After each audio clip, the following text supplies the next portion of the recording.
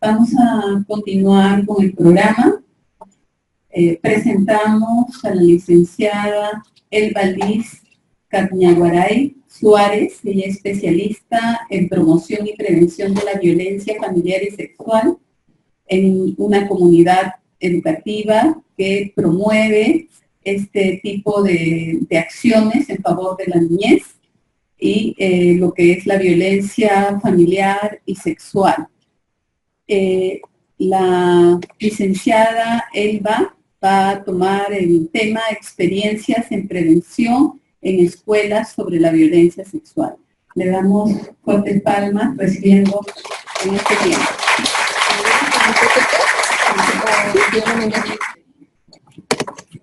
Muy buenas tardes a todos y a todas. Bueno, les doy un saludo muy especial de nuestra directora ejecutiva del Programa Nacional contra la Violencia Familiar y Sexual, la doctora Betty Olano Ciesa. Bueno, ante esta coyuntura definitivamente también en el Ministerio de la Mujer, muchos de los funcionarios no pueden, digamos, están en coordinaciones, ¿no? Y es por eso que también se entiende la situación de la doctora María Teresa Ramos, ¿no? Pero, bueno, también hacerles mención a cada uno de ustedes que nosotros como Ministerio de la Mujer y Poblaciones Vulnerables venimos trabajando articuladamente con el Ministerio de Educación y en este caso con la Dirección de Educación Básica Regular, ¿no? Y en esta oportunidad he venido a traerles la exposición de las intervenciones que venimos haciendo como Estado peruano y avanzando articuladamente con los diversos ministerios, y en este caso con educación.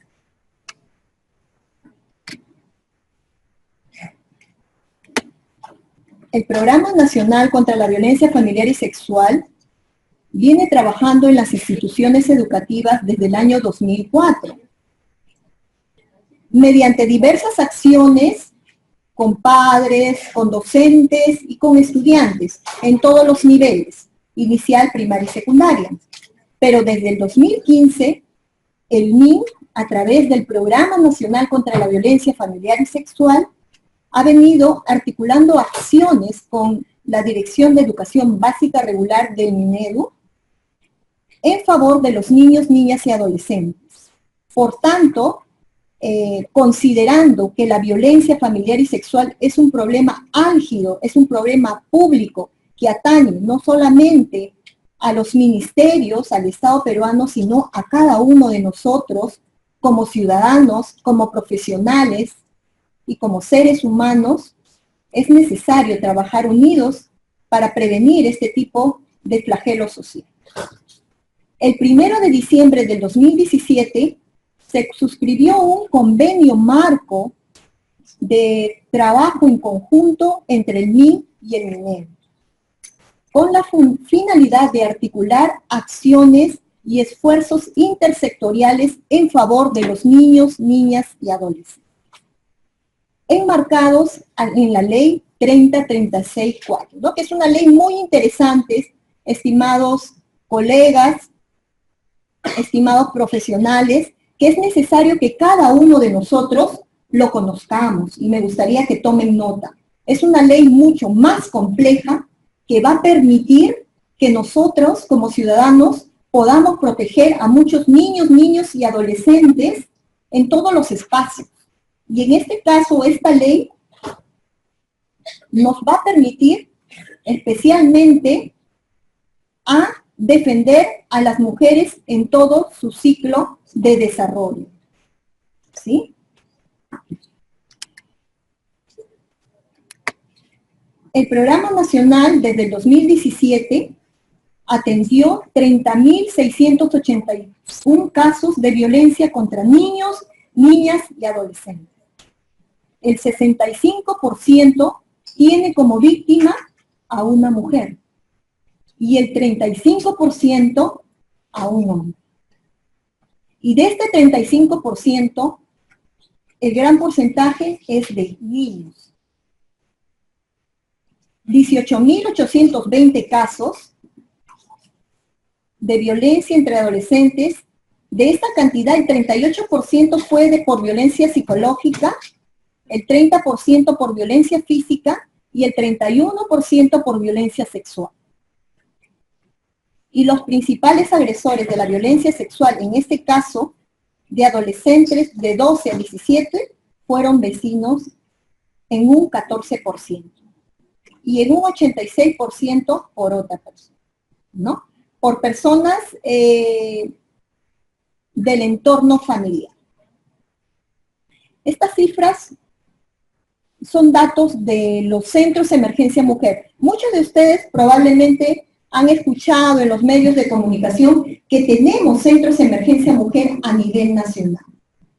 ¿Sí? Yo creo que este espacio es muy rico porque ustedes van a poder difundir el servicio del Ministerio de la Mujer, el servicio del Estado, para poder atender a todas las víctimas que padecen este problema de violencia familiar. Tenemos actualmente 245 centros de emergencia mujer en todo el Perú y también tenemos servicios de estrategia rural para lugares más recónditos del Perú, ¿no? Entonces estos servicios van a brindar una atención a estas víctimas de violencia familiar y sexual. Podemos ver en esta diapositiva la ley 3036-4, que es la ley para prevenir, sancionar y erradicar la violencia contra las mujeres y los integrantes del grupo familiar, que es una ley muy interesante y que invito, ¿no?, a los organizadores de este magno evento para que puedan también invitar, ¿no?, a ponentes del Ministerio de la Mujer para que puedan explicar sobre la ley y su reglamentación, porque es una ley que nos compete a todos los sectores y a todos los ciudadanos.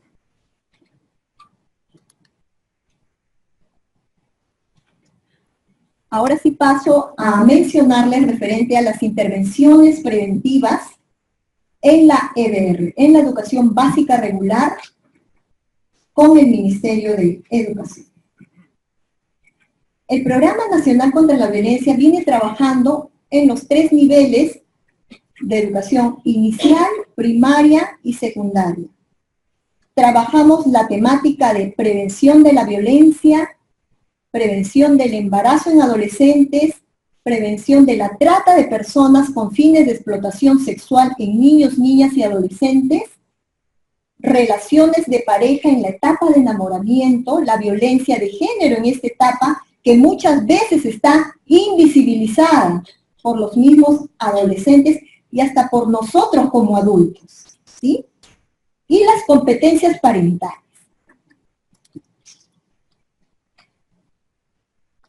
Estas intervenciones intersectoriales tienen un esquema de trabajo muy fundamentado y bastante estructurado, ¿no? Porque tienen todo un esquema que implica una asistencia técnica, monitoreo, acompañamiento, seguimiento de equipos técnicos intersectoriales del Ministerio de la Mujer y del Ministerio de Educación, mediante las direcciones regionales de educación de las 26 regiones y de las UGELs locales, territoriales, ¿no? Y de nuestros promotores de los centros de emergencia mujer que trabajan en campo para prevenir la violencia familiar y sexual.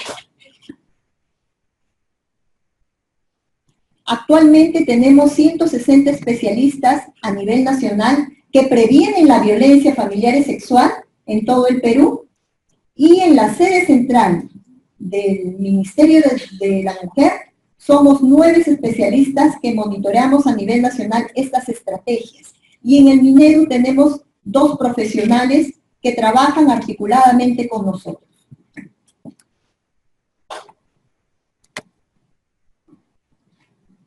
Nuestra mecánica operativa está centrada en 3 aspectos importantes. Tenemos el componente educativo, tenemos un componente de acciones de eduentretenimiento y acciones lúdicas, y el componente de difusión. Cuando hablamos de componente educativo, nos enmarcamos en el trabajo a nivel inicial con los docentes de educación inicial, para fortalecer el buen trato entre padres e hijos.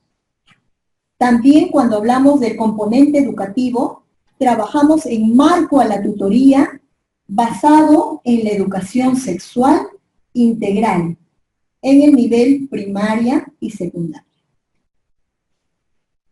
Y el componente de entretenimiento, considerando que es importante para trabajar con niños, niñas y adolescentes, el trabajo lúdico, porque permite también complementar no solamente el aspecto de aprendizaje cognitivo, sino también trabajar con ellos el aspecto lúdico que complemente, digamos, sus capacidades y sus competencias.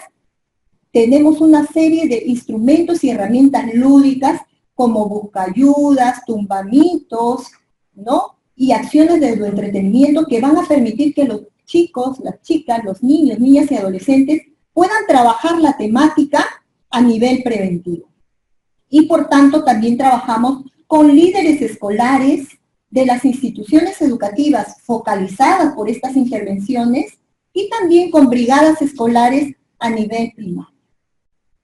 Y el componente de difusión, nosotros como Programa Nacional del Ministerio de la Mujer y Poblaciones Vulnerables, venimos trabajando diversas campañas para prevenir la violencia. Y en este caso, como trabajamos con niños, niñas y adolescentes, actualmente estamos trabajando la campaña El Toxímetro para prevenir situaciones de riesgo de violencia contra la mujer, y la campaña Quiere sin violencia, marca la diferencia para prevenir situaciones de violencia en la etapa de enamoramiento y noviazgo. Vamos a hablar en este momento del proyecto Promoción del Buen Trato en Instituciones de Nivel Inicial. Como les comenté, el Programa Nacional contra la Violencia, si bien es cierto, tenemos un poco presupuesto, venimos trabajando con ese poco presupuesto para hacer proyectos, pero proyectos que van a permitir generar evidencias y sostenibilidad con el tiempo. Y es así que hace 3 o 4 años hemos venido realizando un proyecto en Villa El Salvador, en una institución educativa, para poder realizar un proyecto piloto, el cual nos generó evidencias, llamado Proyecto Promoción del Buen Trato, ¿sí? Y actualmente este proyecto se está implementando en 191 escuelas de Lima Metropolitana y han tenido efectos muy resaltantes e importantes. Por tanto, es que se ha implementado en la Dirección Regional de Educación de Lima, ¿no? Entonces, voy a mencionarles cuáles son los resultados que nosotros esperamos con este proyecto Prácticas de Crianza. El resultado final, bueno, acá no se visualiza. Vemos, nosotros esperamos tener una comunidad educativa del nivel inicial que contribuya en la reducción de la violencia hacia niños, niñas de 3 a 5 años. Y el resultado específico es una comunidad educativa que promueve el desarrollo de prácticas de buen trato que reduce la tolerancia hacia la violencia en niños, niñas de nivel inicial, ¿no? Estos son los 2 grandes objetivos que nosotros nos hemos planteado. Considerando que los niños de 3 y 5 años se desenvuelven en un entorno familiar, para nosotros es importante que las familias, que los padres y las madres puedan tener un buen trato con sus hijos e hijas. Por tanto, este proyecto capacita a docentes de nivel inicial para que ellos a su vez puedan capacitar a los padres y a las madres a fin que ellos mismos identifiquen estas prácticas de buen trato que tienen ellos con sus hijos, para que se identifiquen cuántas conductas, digamos, no sé si decirlo, maltratadoras tienen, cuántas conductas de buen trato tienen, y poder identificar si pueden ellos mejorar este buen trato con sus hijos. ¿no? Entonces, las docentes de nivel inicial van a estar capacitadas para poder trabajar con los padres y madres de familia para fortalecer estas competencias parentales.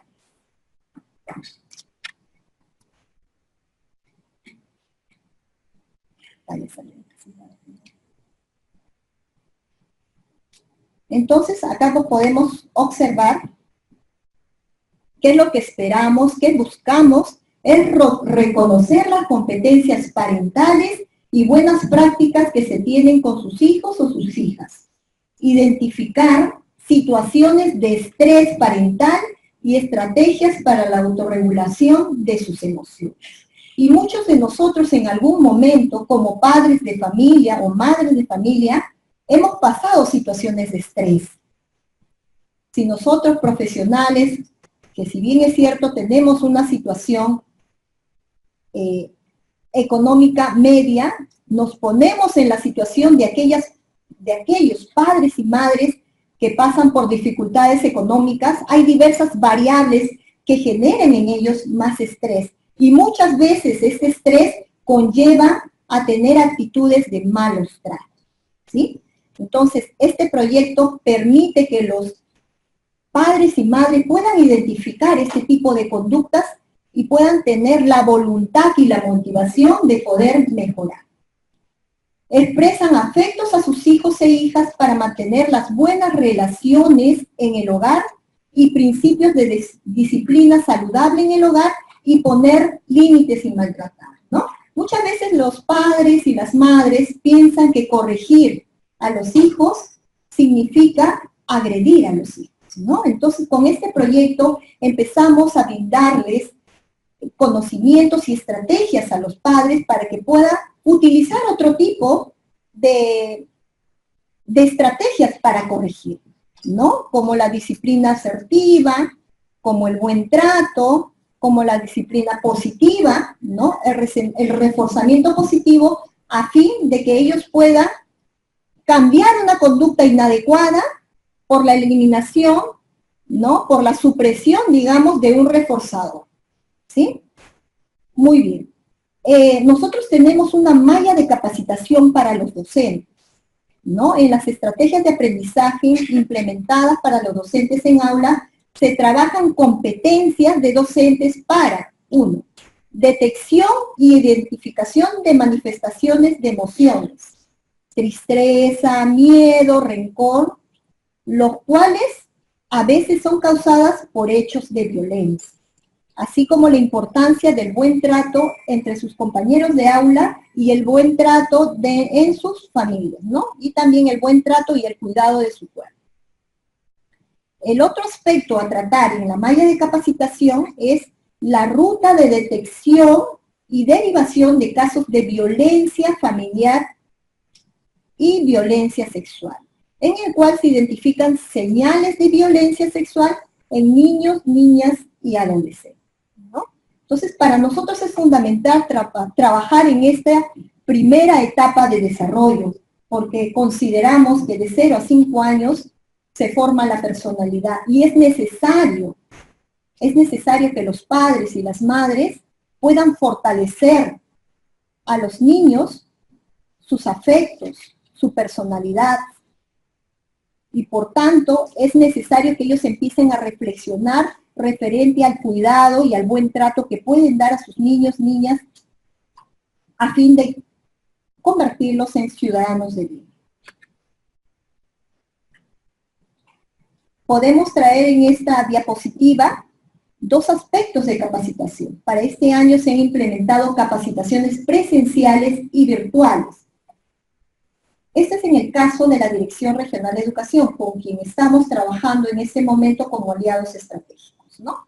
Entonces, capacitamos a los acompañantes de las instituciones educativas, capacitamos a los formadores, al equipo formador de docentes, a los docentes, directores y especialistas y acompañantes de las instituciones educativas, a fin de que ellos también puedan capacitar a los docentes de educación inicial, ¿no? Esta propuesta es bastante interesante, ahorita lo tenemos en Lima Metropolitana, pero posteriormente con miras a poder llegar a diferentes departamentos del Perú.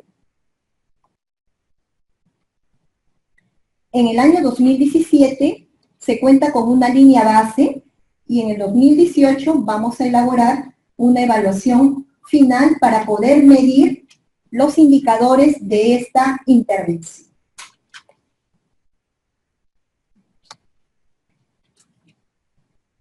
En este segundo momento vamos a ver las intervenciones que venimos realizando en las instituciones educativas de nivel primario.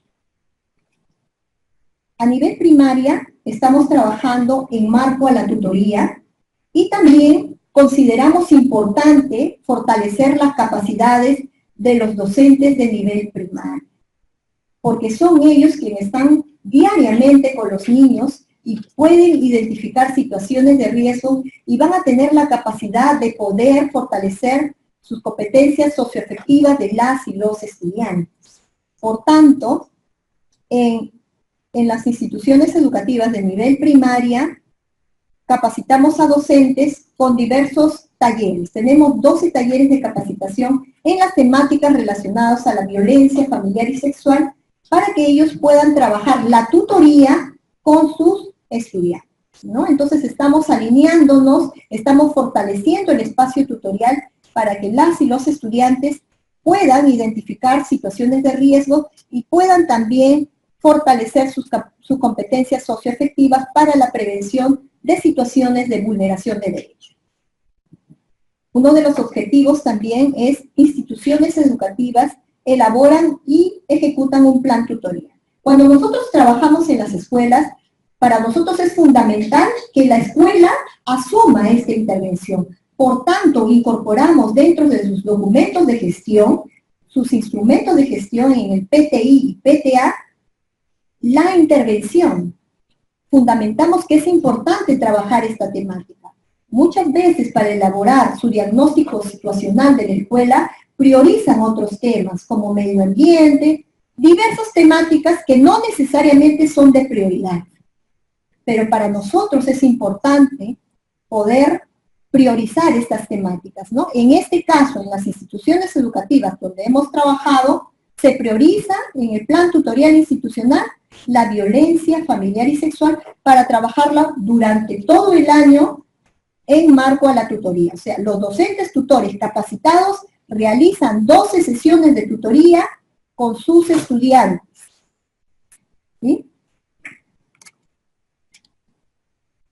Y esta es la malla de sesiones que tenemos y que estamos trabajando en estas escuelas. En nivel primaria tenemos 27 instituciones educativas que hemos priorizado este año. El año pasado llegamos a un promedio de 31, ahorita estamos como proyecto piloto, con miras a ampliar cobertura a las diferentes regiones del país. Y ustedes van a ver las líneas, los ejes temáticos, donde trabajamos cuerpo, identidad, que son temáticas de sexualidad, prevención del abuso sexual, la trata, explotación sexual, vínculos afectivos y habilidades, roles y relaciones de género, derechos y ciudadanía.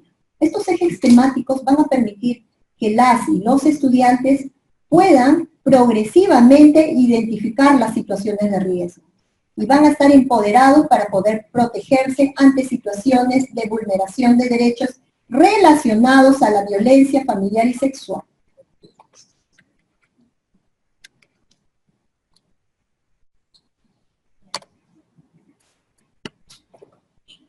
Esta es la tercera intervención en comunidad educativa secundaria. Y en esta intervención tenemos 3 objetivos importantes. El primero es que las y los estudiantes reduzcan su tolerancia social, y cuando hablamos de tolerancia social es cómo yo tolero la violencia, ¿no? Cómo para mí es normalizada la violencia, ¿no? En cuanto a actitudes, creencias e imaginarios, ¿no? El segundo objetivo es que incrementen la percepción de riesgo de situaciones de violencia familiar y sexual, embarazo en adolescentes y trata de personas con fines de explotación sexual en niños, niñas y adolescentes. Y que las y los estudiantes y jóvenes identifiquen en sus relaciones de enamoramiento o noviazgos factores de riesgo de violencia. Esos son nuestros 3 indicadores que han sido evaluados.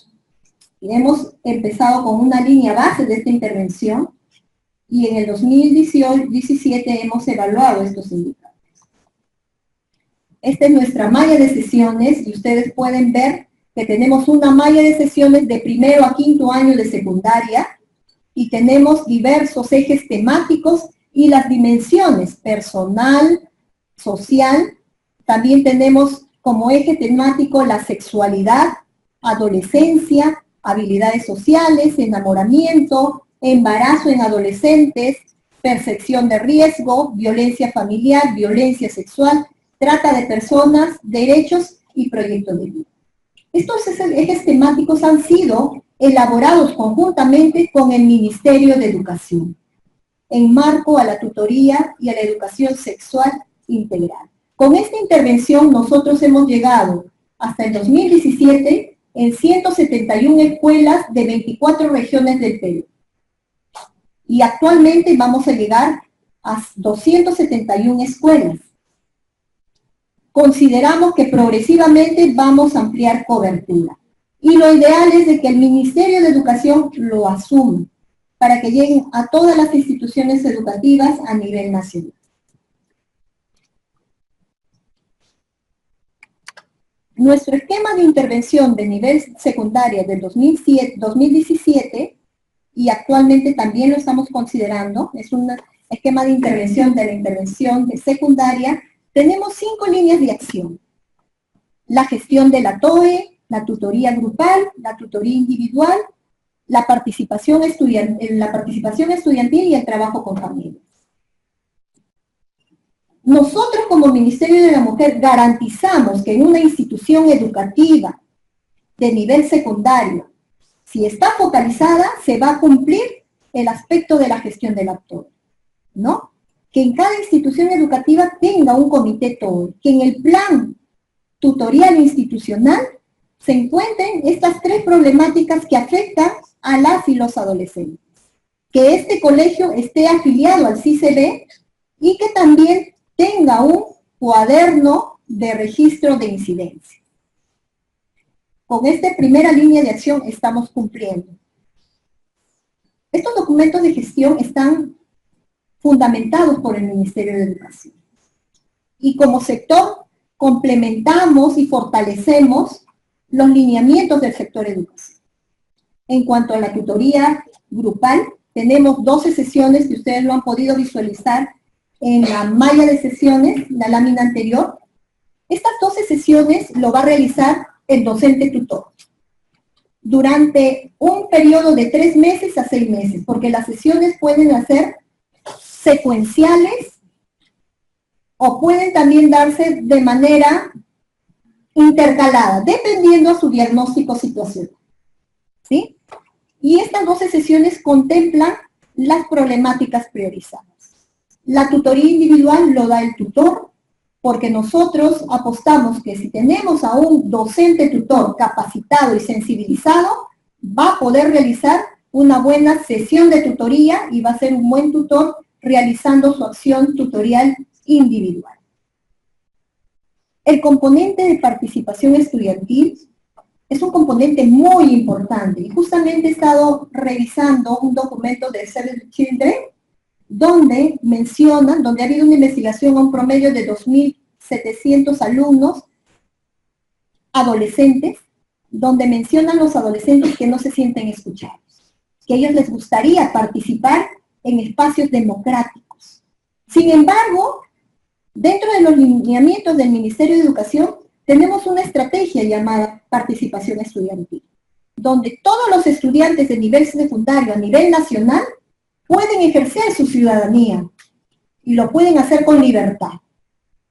Pero no todas las instituciones educativas lo aplican. Con nuestra intervención sí logramos que se dé la participación estudiantil, porque los estudiantes, las y los estudiantes, pueden identificar un asunto público. ¿Y qué es un asunto público? Es un problema público. Es un problema público que afecta al estudiante a nivel individual, social o comunitaria. Entonces, en cada sección, los estudiantes por votación van a elegir un asunto público relacionado a nuestra temática. En este caso, en nuestra intervención, tenemos 5 temáticas. Pero a nivel Minedu tenemos un promedio de 26 temáticas que afectan a niños, niñas y adolescentes. Y en este caso, las y los estudiantes identifican una temática, lo trabajan en un espacio que se llama la Asamblea Multigrado para luego trabajar en el curso de Formación Ciudadana y Cívica. Muchos de ustedes probablemente sean docentes o algunos docentes de Formación Ciudadana y Cívica y van a confirmar lo que estoy diciendo. Pero ese es en una institución educativa que está realizando lo que indica el Ministerio de Educación. ¿Sí? Muy bien. Entonces, en la participación estudiantil, vamos a lograr que las y los estudiantes puedan realizar y puedan ejercer su ciudadanía. Me dan 2 minutos, ¿cierto? Muy bien. Y con esta intervención nosotros fortalecemos líderes, 30 líderes de la institución educativa para que ellos también con la estrategia de pares puedan hacer acciones de eduentretenimiento en la escuela durante todo el año, que puede ser en el día del logro o pueden ser en espacios que la misma institución designe. Y el trabajo con familias, quienes lo realizan, el trabajo con familias es el docente capacitado, que tiene por función trabajar con sus mismos, con los padres de familias de sus estudiantes.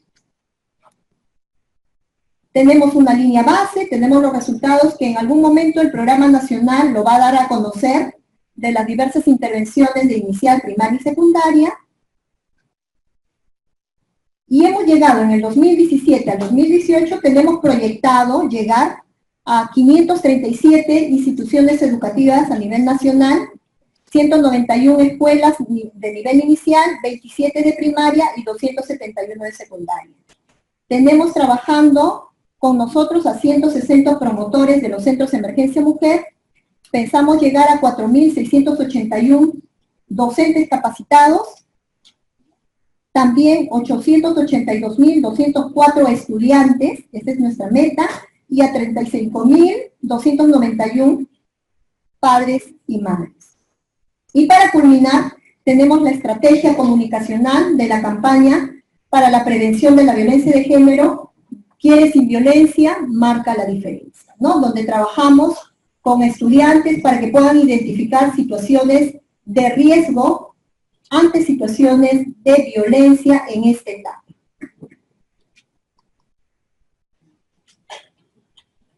Nuestros retos es trabajar de manera transversal en las áreas curriculares la temática de violencia familiar y sexual como complemento de la tutoría. Trabajar la educación sexual integral con los niños, niñas y adolescentes desde las familias, así como desde el espacio educativo. Ir escalando en el abordaje de la educación sexual integral desde las distintas áreas curriculares, informar, sensibilizar y comprometer a los padres y a las madres de familia, cuidadores, con el abordaje de la ESI, desmitificando y desterrando las creencias imaginarios y posicionar el abordaje de la ESI en la agenda pública nacional y local. Bueno, y este es el círculo de protección para terminar. Es el círculo de protección de la mujer. Tenemos 245 centros de emergencia mujer. Tenemos una línea 100 que atiende las 24 horas del día, de lunes a domingo. Tenemos un chat 100 también que atiende de lunes a viernes, de 8 de la mañana a 10 de la noche, para poder dar orientación. Tenemos psicólogas terapéuticas que van a dar una orientación para casos de violencia en la etapa de enamoramiento. Un centro de atención de personas que han cometido agresiones, una casa de acogida y también tenemos intervenciones de emprendimiento económico. Bueno, me ha faltado un poquito el tiempo, pero muy agradecida por estar atentas y muchas gracias.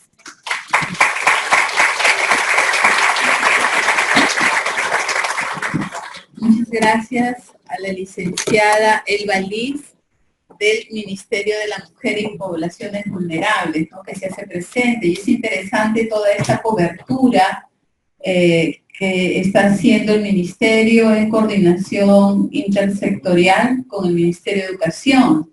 Y creo que los maestros tenemos acá una gran fortaleza a través de este plan de acción y capacitación permanente.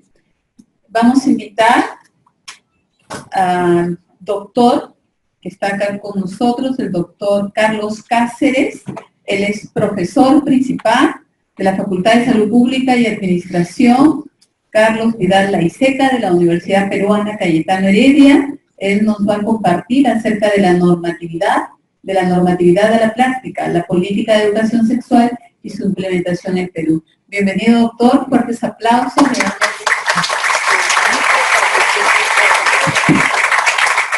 Muchas gracias. Buenas noches a todas y todos. Agradezco mucho la invitación de la Facultad de Educación de la Universidad para que presentemos esta investigación que hicimos hace no mucho tiempo. De hecho, la presentamos a mediados del año pasado y ya está disponible en internet. Está, de hecho, ustedes la pueden buscar en la página de la universidad, en la página también del Instituto Guttmacher. Está disponible y de hecho la vamos a, no sé si ya le íbamos a pasar a la Facultad de Educación para que también esté en la página de la Facultad de Educación de la universidad, ¿no? La investigación se denomina de la normativa a la práctica, la política de educación sexual y su implementación en Perú, ¿no? Se hizo en colaboración entre varios investigadores de nuestro centro y del Instituto Guttmacher, que fueron, digamos, los investigadores que coordinaron este estudio multicéntrico a nivel de varios países, ¿no? En América Latina se hizo en Guatemala y en Perú, después se hizo en otros países también, en África y Asia, y correspondía a un estudio internacional sobre la situación de la educación sexual. En esta presentación vamos a enfatizar en algunos contenidos que tienen que ver con violencia sexual y prevención de la violencia sexual. Sin embargo, voy a hablar de algunos temas generales del estudio para darle contexto, ¿no? Brevemente, la salud sexual y reproductiva de los adolescentes en el Perú es una situación que desde hace muchos años se considera problemática y comenzando por las mujeres, por ejemplo, a nivel nacional, 1 de cada 3 adolescentes de 15 a 19 años ya ha tenido relaciones sexuales. Muchos adolescentes corren el riesgo de embarazo no deseado. Por ejemplo, 57% de las adolescentes en unión, 37% de las no unidas y sexualmente activas no usan actualmente ningún método anticonceptivo, lo que es, de hecho, una invitación a que ocurra un embarazo no deseado. 1 de cada 7 adolescentes ya tiene un hijo o está embarazada. 7 de cada 10 nacimientos en adolescentes no son planeados. O sea, las adolescentes tienen embarazos no planeados y la mayoría de estos tienen embarazos y la mayoría de estos no son planeados. Alta tasa de violencia sexual y de género hacia mujeres adolescentes. En cuanto a los hombres, en cuanto a los varones, también hay problemas. Inician una vida sexual a una edad promedio de 16.8 años versus 18.6 años en el caso de las mujeres. Una alta prevalencia de violencia verbal y física entre varones, ¿no? Hay bullying de contenido homofóbico que afecta al 53% de los jóvenes heterosexuales y 82% de los que se declaran no heterosexuales. Hay un aislamiento de muchos jóvenes a partir del bullying, ¿no? Que no solo afecta a los jóvenes no heterosexuales. De hecho, es un bullying de contenido homofóbico, pero que afecta también a muchachos que se consideran heterosexuales, ¿no? 29% de estos versus 68% de los no heterosexuales. Hay una respuesta institucional del Minedu a partir de una ley, pero hay una brecha entre la ley y la implementación a nivel escolar. La consecuencia grave del bullying es el abandono escolar que se da en muchos jóvenes. Y muchas infecciones por VIH se producirían también en varones menores, ¿no? De hecho, hay infecciones en varones menores y en mujeres menores de edad. De hecho, es un problema que existe y es un tema motivo adicional para seguir preocupándonos por avanzar con una agenda de educación sexual. Los objetivos del estudio estuvieron en documentar la forma en que se implementa la educación sexual integral en los colegios, considerando la normativa del currículo, la metodología, evaluar la integralidad de los contenidos, conocer opiniones y actitudes de los estudiantes y profesores, y proponer recomendaciones para el diseño e implementación de programas de educación integral en el Perú y en América Latina. La metodología. El diseño, bueno, seleccionamos 3 departamentos en regiones geográficas y culturalmente distintas. Lima en la costa, Ayacucho en la sierra, Ucayali en la selva.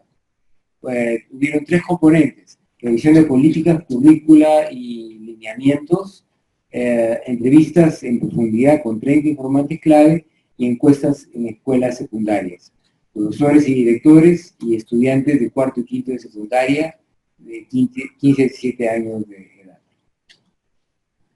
edad. De hecho, entonces, las encuestas a directores y profesores abarcaron estos temas, ¿no? Estructura y formato de la educación sexual, contenido y currículo, métodos de enseñanza, monitoreo y evaluación, capacitación docente, ambiente escolar, opiniones sobre educación sexual y actitudes.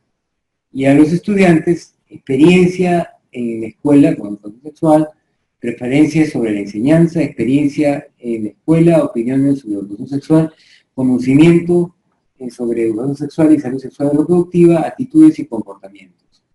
De hecho, la evaluación de la integralidad de la gama de temas enseñados tenía que ver, por ejemplo, en cuanto a estos 5 grandes temas, fisiología reproductiva, sexual y reproductiva, tenía que ver con el abarcar, por ejemplo, pubertad, cambios físicos, órganos reproductivos, menstruación, embarazo y parto. En prevención de VIH y ITS debería también abarcar dónde acceder a servicios. En anticoncepción y embarazo, los métodos, dónde conseguir los anticonceptivos, cómo utilizar los métodos, el aborto inducido. En cuanto a valores y habilidades interpersonales, la comunicación con la pareja, habilidades para la toma de decisiones, comportamiento sexual, abstinencia como una alternativa entre varias opciones para el sexo seguro. Y en cuanto a género y derechos sexuales y reproductivos, igualdad entre hombres y mujeres, prevención de la violencia o abuso sexual, orientación sexual. La muestra en escuelas. Abarcó tanto escuelas públicas como privadas. De hecho, en Lima estuvieron la mayor parte de escuelas privadas, porque no las hay en gran cantidad en Ucayali y Ayacucho, ¿no? Entonces tuvimos 28 en Lima, 19 en Ucayali, 14 escuelas en Ayacucho. La recolección de datos se hizo entre marzo y agosto de 2015, y según las normas de ética de la investigación, se obtuvo consentimiento informado de los participantes, el consentimiento informado de los padres y menores y el asentimiento de estudiantes menores.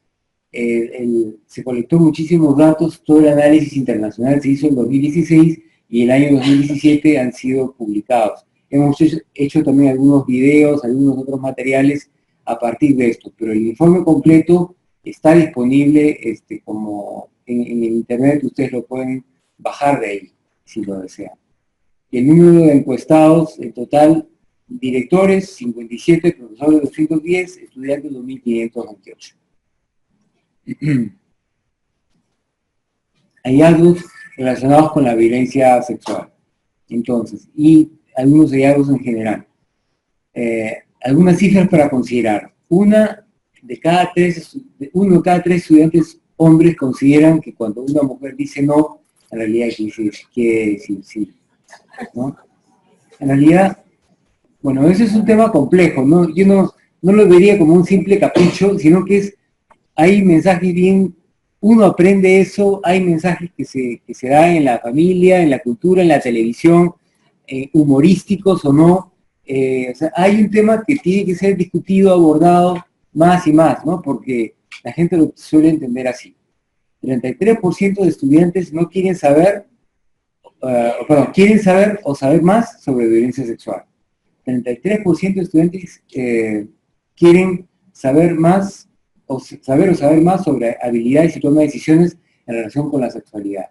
31% de docentes reportan que necesitan apoyo y capacitación en temas de prevención de violencia sexual.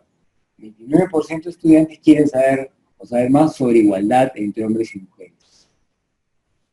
casi la totalidad, el 92% de los estudiantes considera que la educación sexual les ha sido útil o muy útil.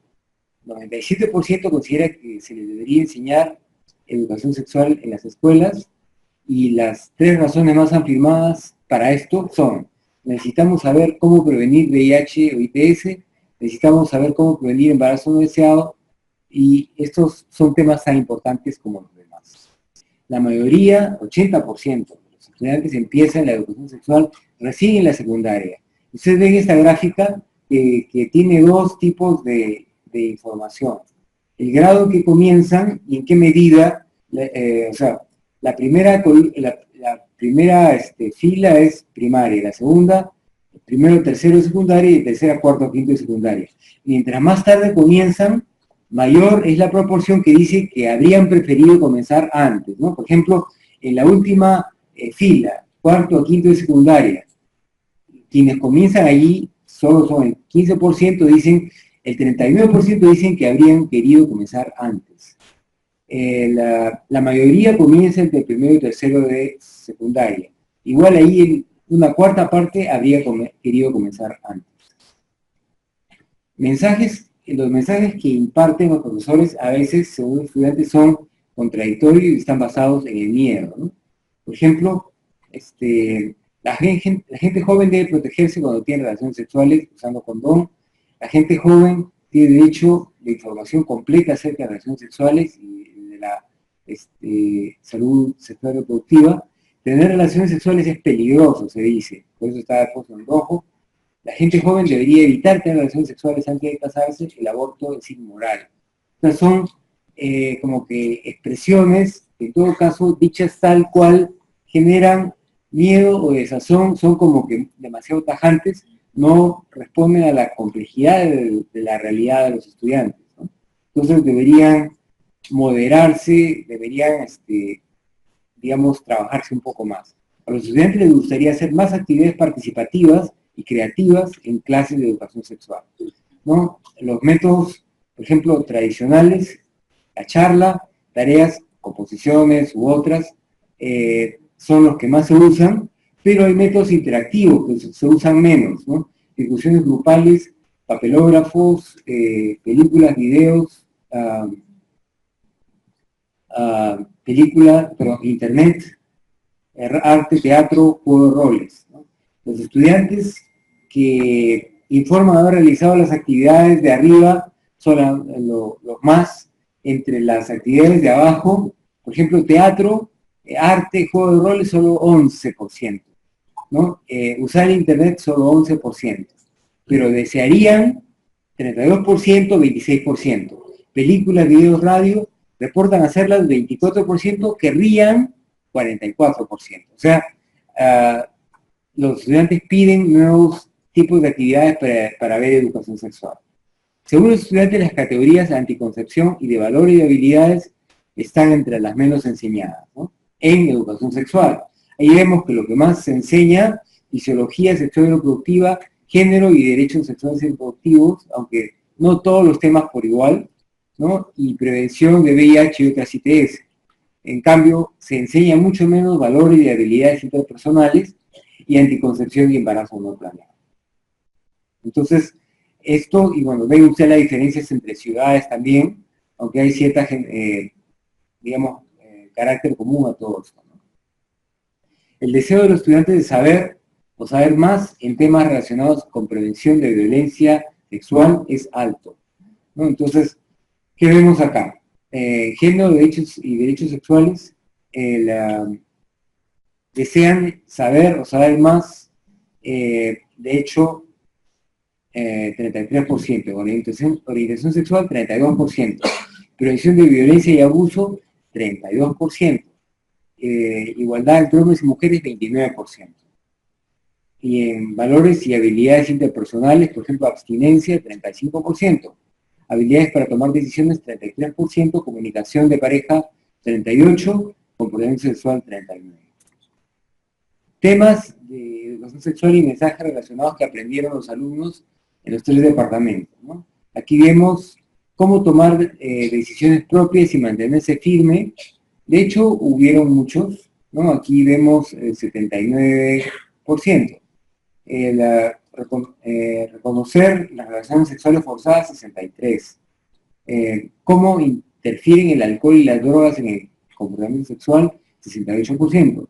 Respeto por sí mismo y otros, libre de prejuicios y estereotipos, 80%. Signos y síntomas de ITS, incluido el VIH, 61%, ahí fue menos, tal vez.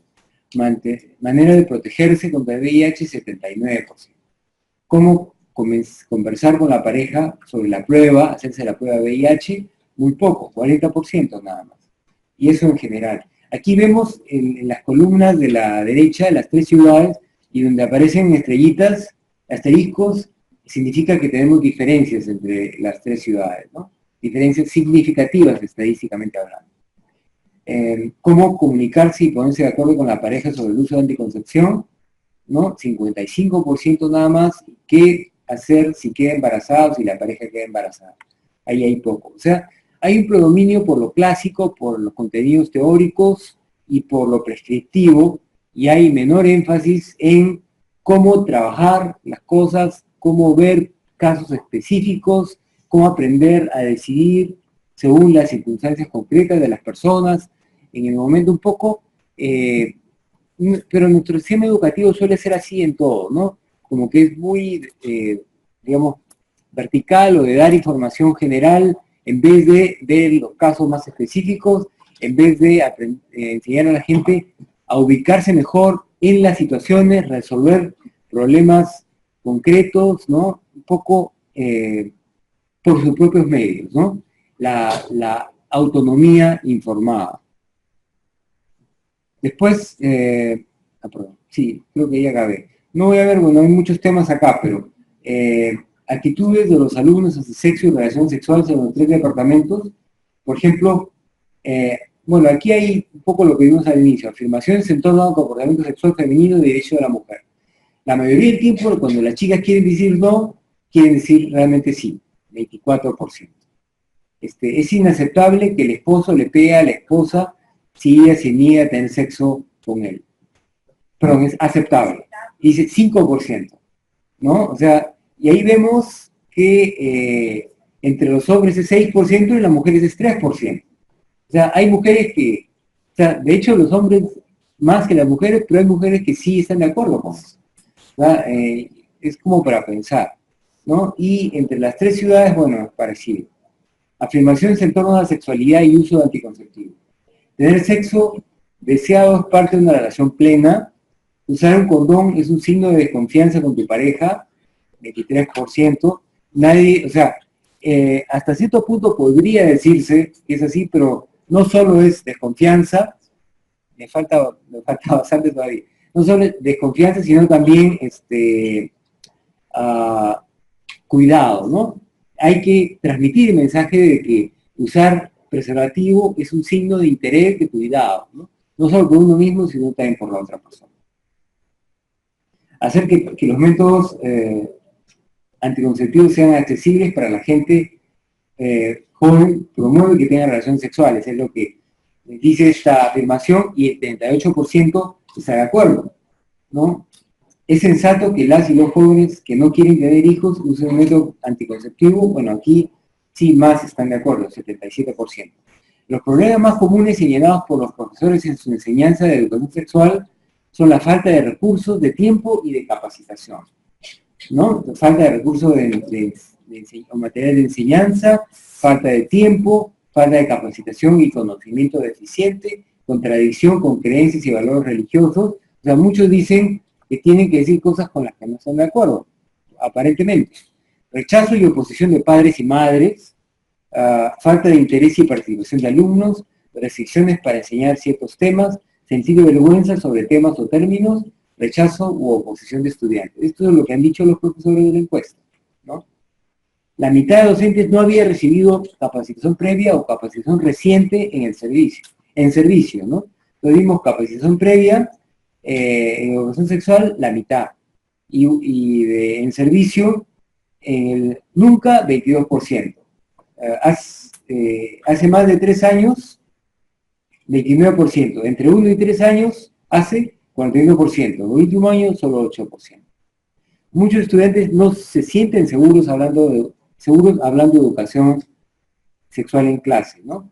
Los alumnos, por ejemplo, el 39% dijeron no se sienten seguros porque les da vergüenza. El 22% porque no había tiempo para preguntas en las clases de educación sexual.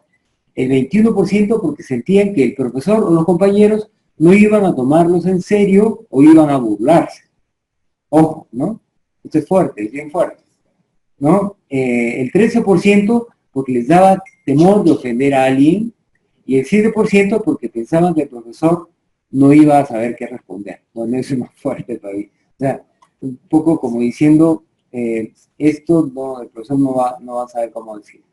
Los estudiantes reciben información sobre sexualidad de muchas fuentes fuera del colegio.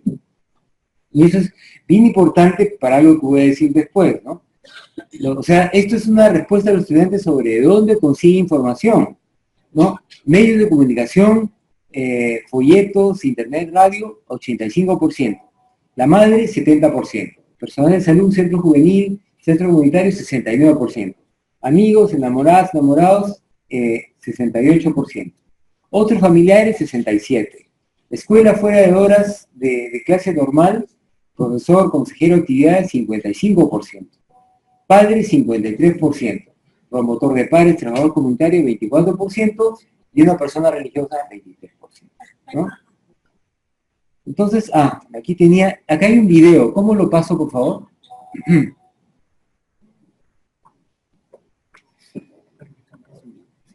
Es un video breve, muy breve.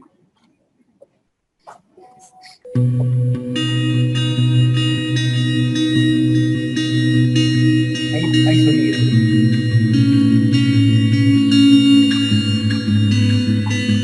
Creo que es sonido.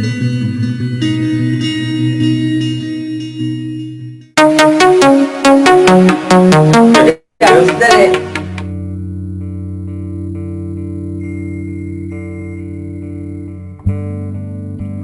¿Qué tan cómodo te sientes hablando de sexualidad con tu hijo? No ha habido la oportunidad de llegar a ese tema.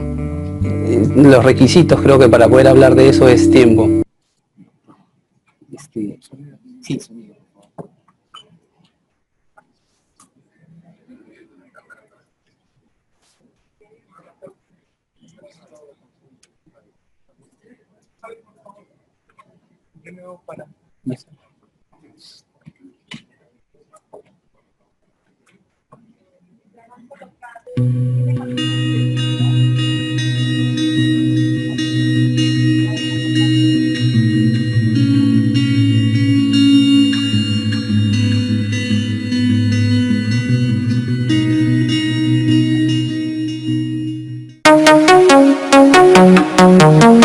Dale.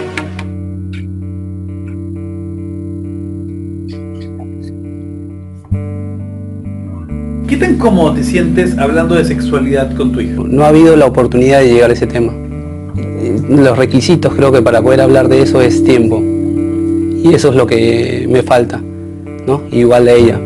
¿Sabes si Los requisitos qué tan cómodo te sientes?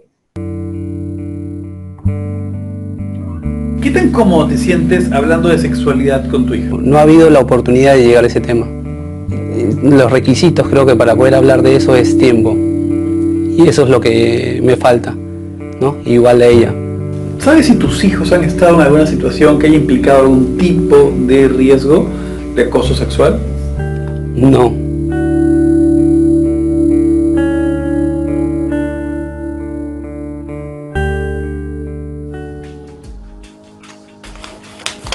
¿Tú has sido testigo o te ha pasado a ti de algún caso de acoso sexual dentro o fuera del colegio?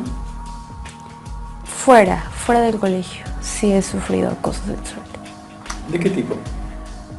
Cuando pasaba por mi casa siempre veía a un señor, iba avanzando poco a poco y me hablaba, me conversaba y yo hacía lo posible para salirme de ahí. Y todos los días era lo mismo, era como si me esperara y tenía que tomar la opción de irme por otros caminos para no poder encontrármelo. ¿Recuerdas qué te decía? Sí, ¿cómo olvidarlo? ¿Esto se lo has comentado a tus padres? No. Ha sido un tema que me lo he guardado yo y solamente se lo conté a mi abuelita. ¿Por qué? No sé, tenía miedo. En ese momento no lo pensé. Y ahorita me arrepiento porque sé que de alguna u otra manera fui cómplice del Señor al no comentar y no fomentar qué es lo que me había pasado, para que a otras chicas, otras personas no les suceda lo mismo. Ha habido cosas que no sabía yo. Es que ella desde niña fue madura, por eso que quizás para no atraer más los problemas, ella evita, ¿no? Hay cosas que los hijos no tienen la demasiada confianza en contarle a los padres. Entonces, segunda persona a quien acuden son a los profesores, que hay cosas que no nos cuentan y les cuentan a ellos. Y ellos saben, ¿no? Cómo aconsejarlos, cómo guiarlos y darle solución al tema, a las dudas que ellos tengan. Deberíamos unirnos padres y profesores para formar buenos niños, buen futuro.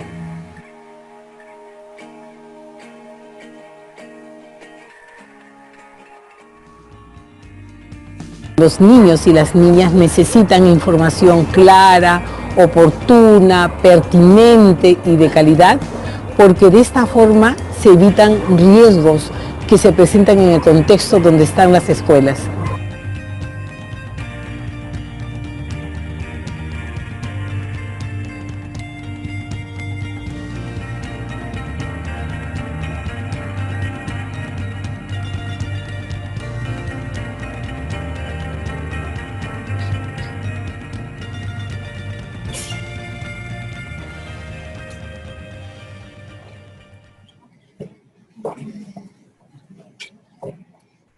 Bueno, de hecho, ese fue un video que hicimos como parte de las actividades de difusión del estudio. Hemos hecho varios, videos breves son 3 y tenemos algunas cuñas más pequeñas. Tenemos otros productos y van también a estar a disposición de todos ustedes, ¿no? Así que nos alegra que muchos de ustedes estén acá, van a estar también en la página para que ustedes los puedan ver y utilizar, porque la idea es que se usen también como instrumentos, como herramientas para educación sexual. Creo que la gente interesada en hacer educación sexual debería producir materiales que puedan estar a disposición de ustedes, ¿no? Aun cuando de repente hay un tema de si trabajan ustedes en el Ministerio de Educación, de aprobación o no por parte del Ministerio, yo no sé, pero creo que a la hora de la hora uno usa lo que está disponible, ¿no? Y no lo que es necesariamente oficial. En fin, sobre conclusiones y recomendaciones. El gobierno apoyo formal a la educación sexual con implementación débil, ¿no? El gobierno peruano se comprometió en la declaración ministerial y lineamiento de 2008 a promover una educación sexual integral. Casi todos los directores, docentes y estudiantes apoyan la educación sexual en las escuelas y casi todos los estudiantes consideran útiles las clases que reciben.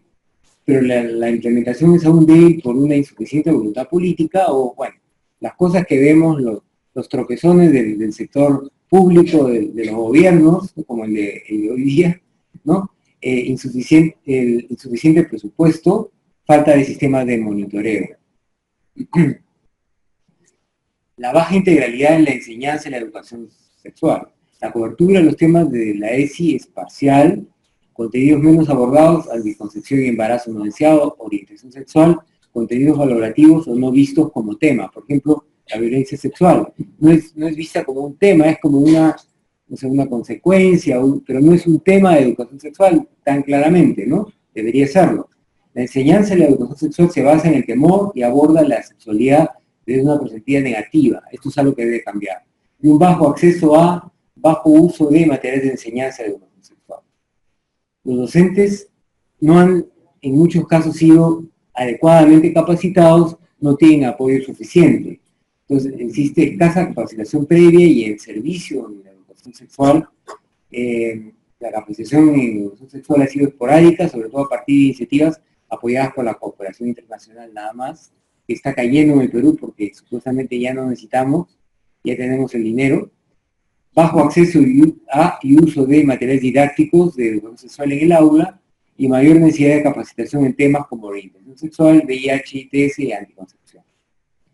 Mejorar la calidad de la educación sexual integral implica eliminar mensajes basados en el miedo y consolidar un enfoque basado en evidencia, igualdad de género, interculturalidad y derechos humanos, cubrir una gama más amplia de temas y dimensiones, ¿no?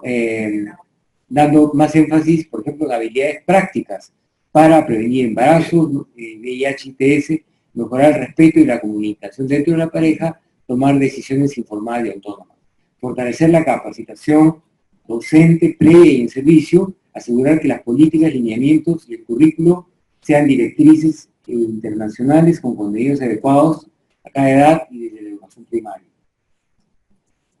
Y en cuanto a la violencia sexual, reconocer los profundos cambios sociales y tecnológicos de los últimos 30 años, reconocer, darse cuenta de que hay un acceso irrestricto de información sobre sexualidad, pornografía, software de contacto, para todo propósito en el Internet, accesible para todos los jóvenes. Eso es una realidad y probablemente no va a cambiar.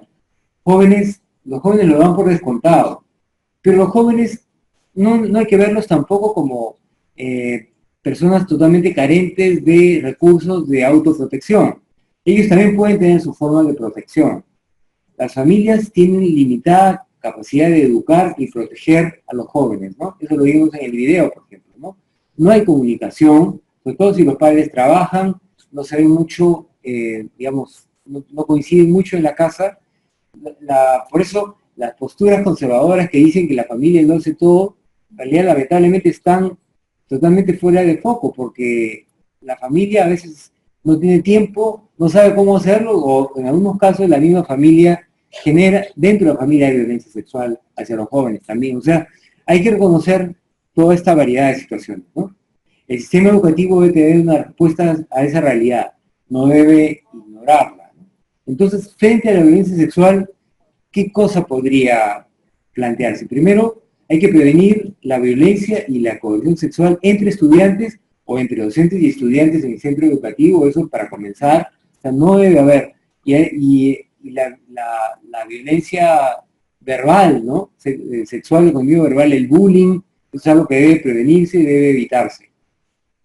Posicionar al espacio educativo como un espacio que discute lo que ocurre en el Internet también. O sea, ya que los jóvenes tienen tanto acceso al Internet, los colegios, los centros educativos no pueden ignorar el Internet. Deben en todo caso comentar, o sea, por eso los profesores deberían tal vez enterarse más de qué pasa en el Internet, de qué pasa con los jóvenes en el Internet, enterarse y un poco comentar, hacer que los jóvenes aprendan a evaluar su propia participación en Internet, aprendan a protegerse, un poco hacer eso, ¿no? O sea, no ignorarlo y tampoco prohibirlo, porque si lo prohíben peor va a ser, ¿no? Si lo prohíben la gente va a buscarlo más, ¿no? En vez de utilizar el miedo, desarrollar habilidades para que los estudiantes sepan a qué atenerse y protejan su integridad frente a lo que está disponible. Contribuir al desarrollo de espacios educativos en sexualidad en el Internet también es algo que el Ministerio, bueno, la facultad, ¿no? Las entidades que trabajan en sexualidad deberían utilizar el Internet como también un medio educativo en sexualidad. O sea, que no quede solo como un medio de entretenimiento para buscar, para que pudieran haber potenciales problemas, que sea también un medio para el desarrollo de cosas interesantes. Desarrollar más investigación sobre educación sexual virtual, ¿no? Y desarrollar alianzas con los padres de familia sobre ese tema, ¿no? O sea, yo creo que el mensaje grande debería ser también, no es unos u otros, es todos unidos, ¿no? Con los mismos jóvenes, porque los jóvenes, muchos de ellos también reconocen la importancia de trabajar unidos. Creo que esa es mi última slide con contenido, y este es básicamente el slide de agradecimientos, porque Suecia y Holanda fueron quienes auspiciaron, apoyaron estos estudios. Nada más. Gracias.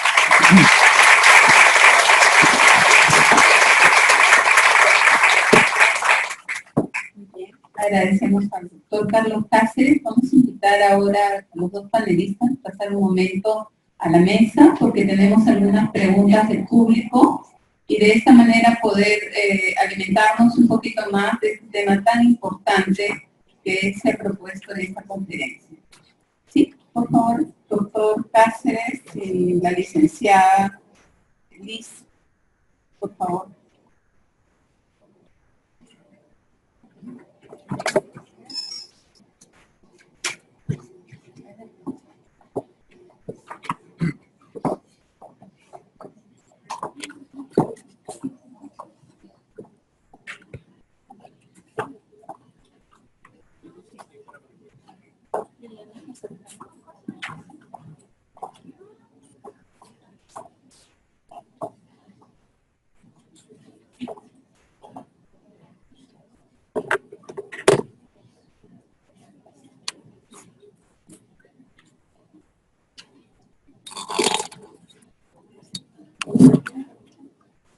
Bien, tenemos algunas preguntas que permitirán ir alimentando el contenido temático, ¿no? Voy a pedirle unas preguntas que pueden estar relacionadas, entonces les voy a pedir a los especialistas que pudieran ir revisando y integrando algunas de ellas, ¿no?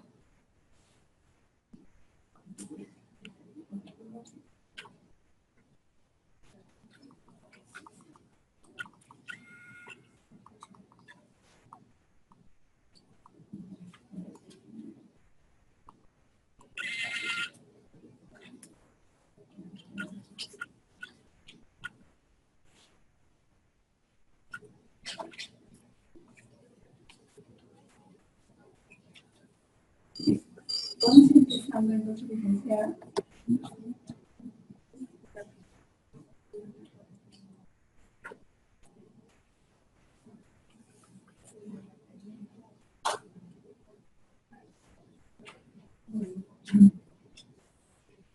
Bueno, acá menciona de qué manera se puede abordar en la IE si los padres de familia no colaboran. Es una buena pregunta. Nos ha pasado en el nivel secundario, ¿no? Nosotros como Ministerio de la Mujer trabajamos en instituciones educativas públicas. Todas las instituciones focalizadas con las intervenciones son en instituciones educativas públicas. Y en las instituciones públicas de nivel secundaria vemos que el trabajo con familias es un poco difícil. Son muy pocos los padres de familias que se acercan a trabajar, a poder participar en los espacios para padres, escuela de padres, con padres, ¿no? Y los que más se acercan son los padres que están más pendientes en sus hijos. Y bueno, pero de igual manera nosotros seguimos fortaleciendo las capacidades a los docentes para que ellos, dentro de su trabajo y su trabajo con sus familias, puedan dar las orientaciones, ¿no? A veces tienen una serie de estrategias para poder convocarlos. Lo que sí hemos tenido unos buenos resultados con el nivel inicial, porque con los padres de educación inicial, con ellos tienen mayor permanencia en las escuelas y definitivamente cuando hay participación de ellos sí se puede dar un trabajo más sostenido.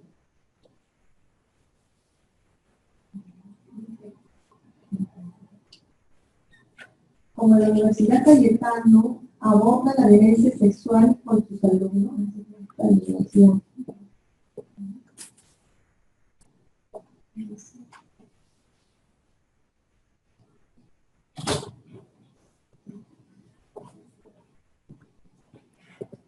Acá hablan de un caso. Un alumno de quinto de secundaria abusado sexualmente, abusa sexualmente de una alumna de segundo de secundaria, perteneciendo a la misma institución educativa.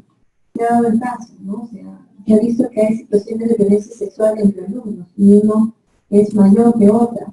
Y si bien es cierto, estos casos también lo ven los centros de emergencia mujer, tienen que ser judicializados, si bien es cierto, como infracción, porque también este proceso lo ve la Fiscalía de Familia y van a tener ciertas consideraciones porque en este caso el agresor es menor de edad, ¿no? Él va a tener una medida socioeducativa que puede ser de internamiento o de libertad asistida.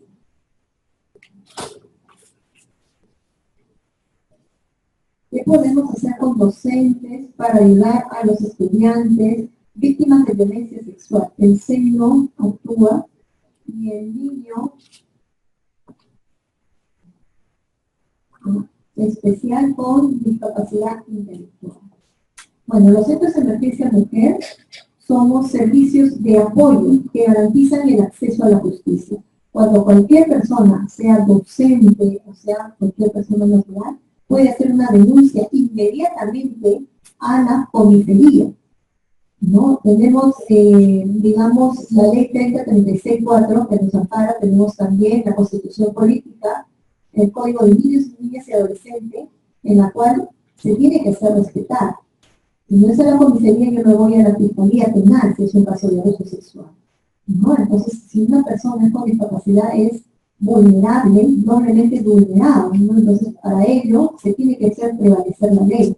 El Centro de Emergencia Mujer va a brindar el patrocinio legal, la asesoría psicológica, legal y social para poder hacer el seguimiento y también brindar todo el apoyo legal a la víctima hasta la sentencia. Para ver el aspecto de tratamiento ya al momento del proceso, digamos, penal, se designa el tratamiento que se puede brindar en los MAMIS, en los centros especializados, para brindar todo el apoyo emocional y psicológico especializado, y en este caso son los MAMIS, ¿no? Estamos ordenando algunas otras preguntas, voy a pasar al doctor. Muchas gracias. Bueno, ¿cómo podemos involucrar más a los padres de familia que al fin y al cabo son responsables de gran parte de los abusos sexuales de niños y adolescentes? Yo interpreto esa pregunta en el sentido de que son responsables no porque formalmente desarrollen el abuso sexual, sino porque en la familia, a partir de todo lo que los jóvenes ven, de la interacción cotidiana, ¿no? De cómo se trata a los demás hijos, ¿no? Incluso cómo se tratan los padres entre sí, ¿no? Hay educación sexual. O sea, básicamente, la educación sexual tiene que ver con esa convivencia y esa, digamos, es una educación sexual en la práctica de la convivencia, que se da desde niños, ¿no? Te pueden decir, no, eso, no te pongas eso porque eso es para las niñas, o digamos, no puedes con esto. O sea, hay mensajes de género muy claros, ¿no? Todo eso es educación sexual, ¿no? Bueno o malo, es otro tema, o útil, inútil, en fin, ¿no? Pero, digamos, la educación sexual formal es la menos que dan los padres de familia en, digamos, al interior de la casa, ¿no? Todo es básicamente a partir de cosas que los niños, conforme van creciendo, van interpretando como mensajes tácitos, ¿no? Y en realidad, ¿cómo poder involucrarlos más? Yo pienso que, bueno, o sea, habría que ver si aquello que pasó el año pasado, ¿no? Eso de los médicos, que fue tan lamentable, puede ser útil, puede más bien ser utilizado como una oportunidad. Yo creo que lo importante es convertir los problemas en oportunidades, ¿no? De qué manera ese diálogo que se generó puede más bien servir. Aquí no se trata de o padres o profesores, se trata de que ni unos ni otros pueden cumplir la tarea solos, y en realidad al hacerla de manera integrada la hacen mucho mejor, ¿no? Más bien el tema es, yo diría, que debería generarse espacios de interacción entre padres interesados en ayudar y docentes, ¿no? Yo diría que deberían, en otros lugares, aquí usamos poco el internet para esas cosas, pero si algo que reconozco, por ejemplo, de los gringos, en Estados Unidos, hay foros de todo tipo, ¿no? Entonces hay foros donde hay padres que conversan con docentes, ¿no?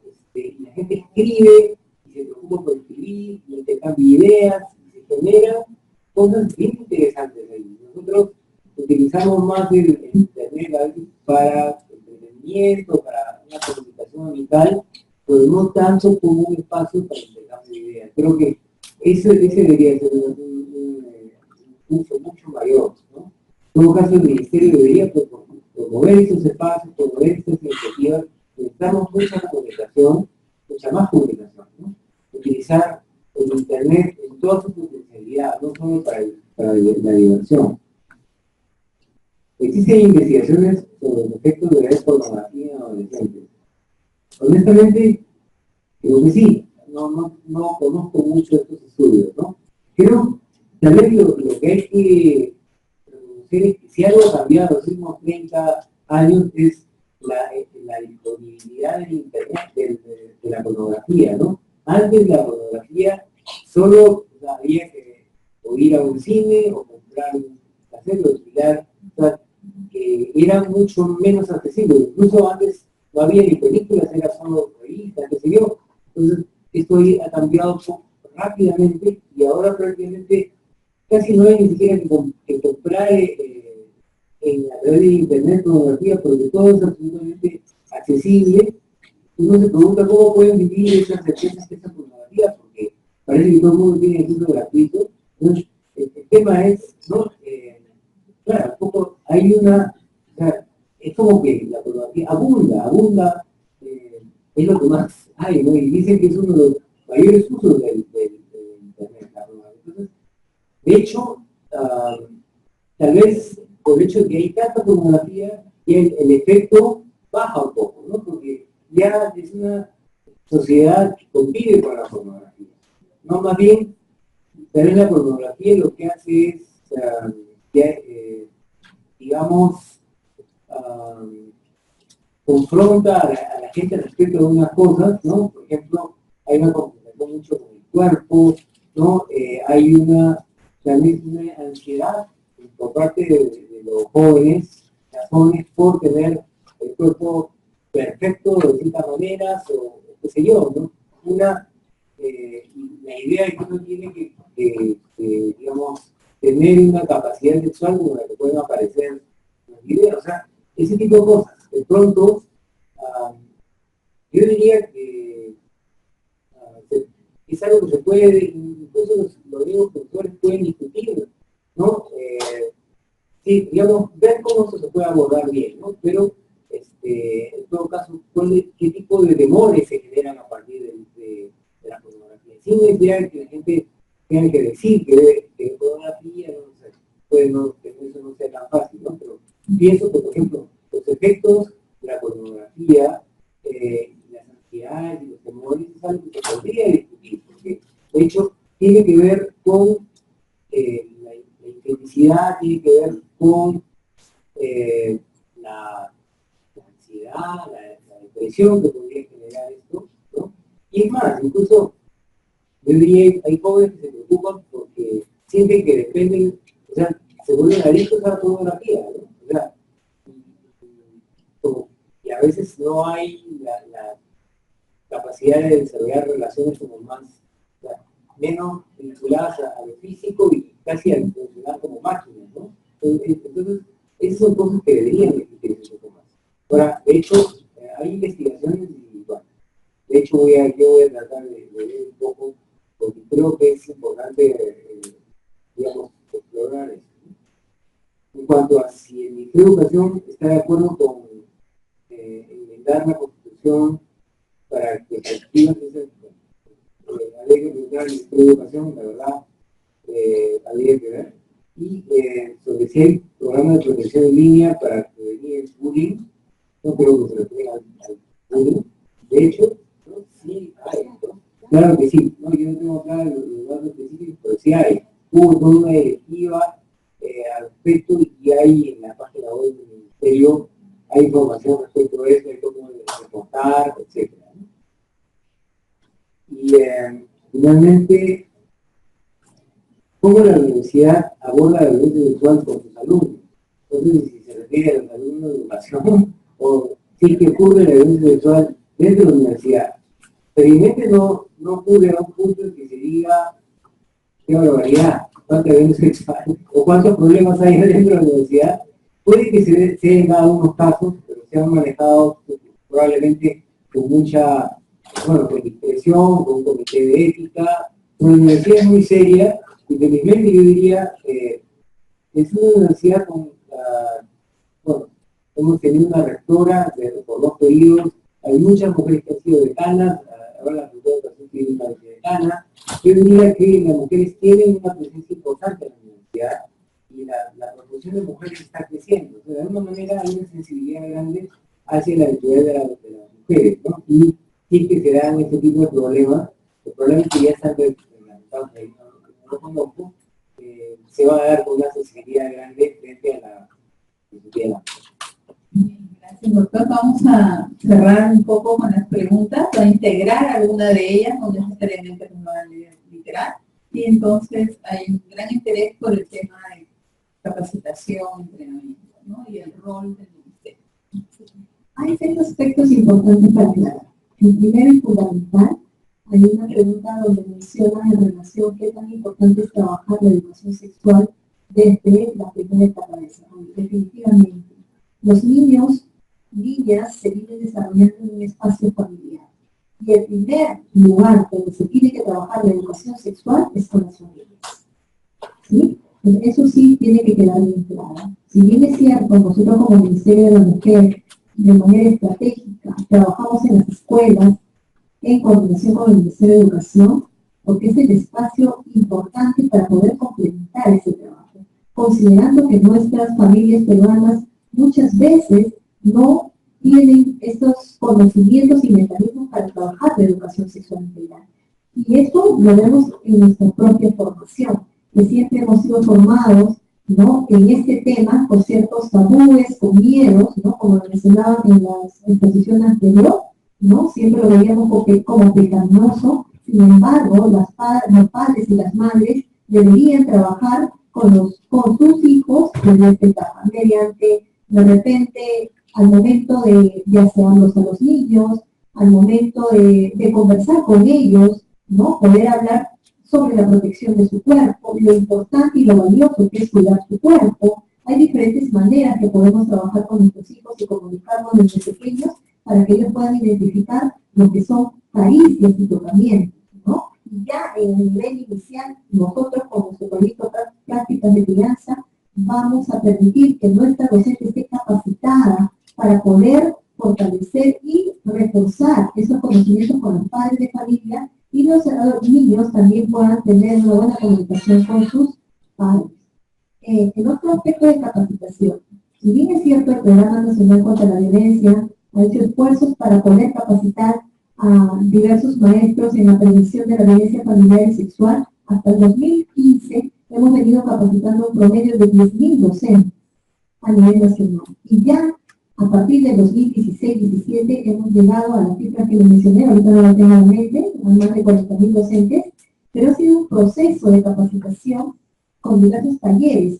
Como les mencioné, con el presupuesto que tenemos no vamos a coberturar a todos los docentes, pero sí hemos visto estrategias también virtuales para ayudar, y estamos en esas miras para articular con las direcciones regionales de educación, ¿no?, para que más docentes puedan ser capacitados, ¿no? Y eso implica, sí, claro, implica un costo económico, pero también la voluntad del docente, porque también hemos tenido resistencia en algunos docentes para ser capacitados, porque a veces ellos quieren ser capacitados en sus horas de trabajo, y eso no está reglamentado, ¿no? Entonces hay ciertas orientaciones y lineamientos del Ministerio de Educación que nosotros tenemos que respetar, ¿no? Entonces la idea también es poder, nosotros como Programa Nacional contra la Violencia, trabajar con la Dirección de Capacitación Docente del Ministerio de Educación. Ya tenemos cruzado documentos en marco a este convenio, poder trabajar con la Dirección de Capacitación Docente en Formación y la Dirección de Capacitación Docente en Servicio, para crear estrategias de capacitación virtuales,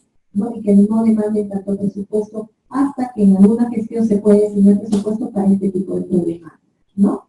Haría otro aspecto importante, los logros, para finalizar. Sí, nosotros tenemos en nuestras intervenciones indicadores del hogar.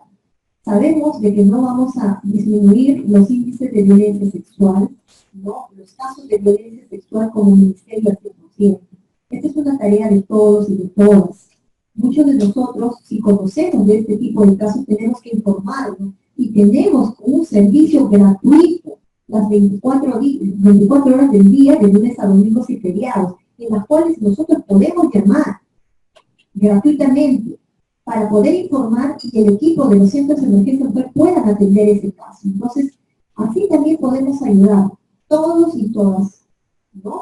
Porque tenemos los servicios, ¿no? Tenemos un acceso gratuito y de esta manera yo creo que vamos a lograr disminuir también estos índices. Accesos de capacitación, bueno, en nuestra plataforma del Ministerio de la Mujer, en nuestra página web, hay diversos documentos, ¿no? Colgados para que ustedes puedan entrar y puedan conocer, ¿no? Los módulos de capacitación y estén en coordinaciones con la Dirección de Educación Básica Regular para que nuestros módulos también sean colgados en la plataforma del Minedo y ustedes puedan ingresar a revisarlo y puedan leer estos contenidos y lecturas de ayuda. Muchas gracias a los panelistas, la Facultad de Educación, preocupada por esta temática. También ya está en convocatoria el diplomado de educación temprana del niño de 0 a 2 años. Entonces los invitamos a visitar nuestra página web, entre otras propuestas formativas que permanentemente nosotros estamos alimentando. Hay una gran necesidad de formación y capacitación, no solo en el ámbito de las instituciones públicas, sino en la institución privada. Es por ello que la facultad ha lanzado este espacio, pero también tiene un compromiso formativo que muy pronto estará dando a conocer para lo que es la formación de tutores y orientadores en educación sexual. Entonces, les agradecemos también este espacio. Vamos a pasar a un momento de agradecimiento de nuestros panelistas a través del obsequio que trae la vicedecana, y entonces los invitamos a pasar adelante.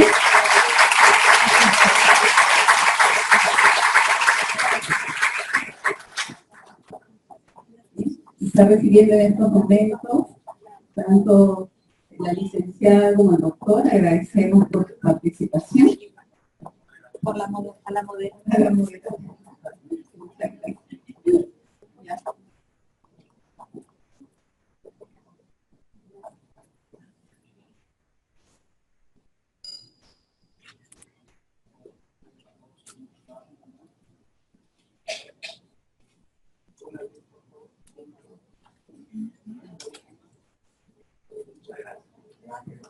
Bien, les agradecemos.